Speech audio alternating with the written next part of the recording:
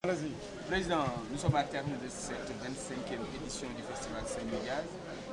De façon résumée, qu'est-ce qu'on peut retenir du point de vue du bilan? Du bilan, il est prématuré de faire le bilan, mais aujourd'hui, je pense que sur le plan artistique, ça a complètement réussi.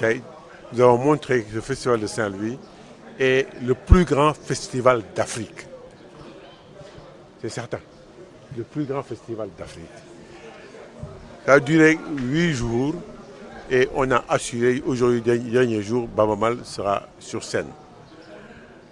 Des grands noms sont venus, de très très grands noms, des artistes de dimension planétaire sont là, ont été ici, ils ont assumé. Le public a aimé. Vous avez aimé vous aussi, la presse. Les cachets ont été énormes. Mais nous avons pris des engagements, même sur notre patrimoine personnel, pour exécuter les contrats. Tous les artistes ont été payés ou sont en voie de l'être. Baaba Maal le dernier, hier, bon, il va l'être aujourd'hui et demain. Bon, moi, qu'est-ce que je peux vous dire, que je suis très content. Saint-Louis Jazz est un prétexte pour développer Saint-Louis. Nous n'avons pas encore fait d'études d'impact du festival sur l'économie, mais tout le monde sait que tous les hôtels sont pleins. Les transporteurs aussi, les restaurateurs, tout le monde y a trouvé son compte. Aujourd'hui, nous, de Saint-Louis Jazz, nous ne faisons pas de bénéfices, mais nous devons équilibrer les comptes. Mais il y a un gap énorme qui est à combler. À nos respecter parce que nous avons même Ibrahim Touré et moi donné notre caution bancaire et une déclaration de patrimoine. Adossé une caution adossée à une déclaration de patrimoine. Ça, c'est un engagement qui nous suit, qui suit notre famille. Si ma maison est vendue aux enchères, ben voilà. Le jeu n'en vaut pas la chandelle. Voilà.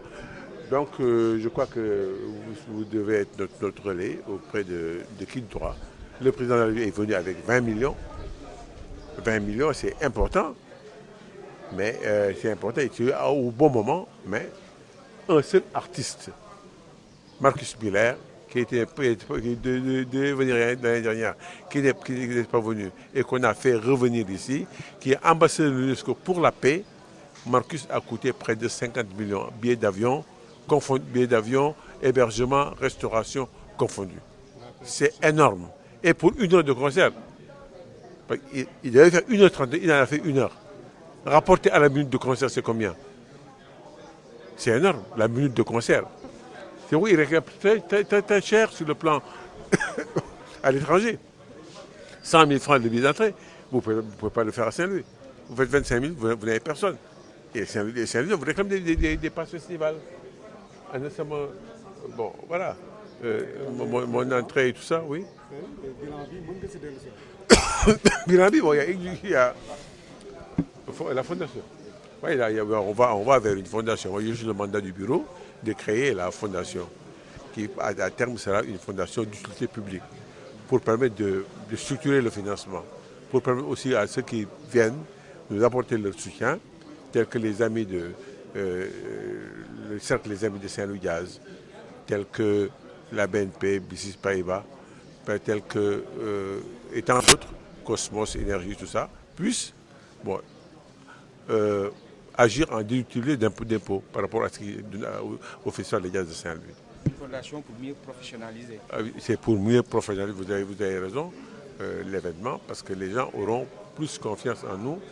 Et nous voulons que Saint-Louis Jazz soit une plateforme de développement de la culture au niveau national, sur le plan international, qu'on sente que Saint-Louis et Saint-Louis Jazz est un prétexte pour lancer la culture sur le plan coutumière, tout ça.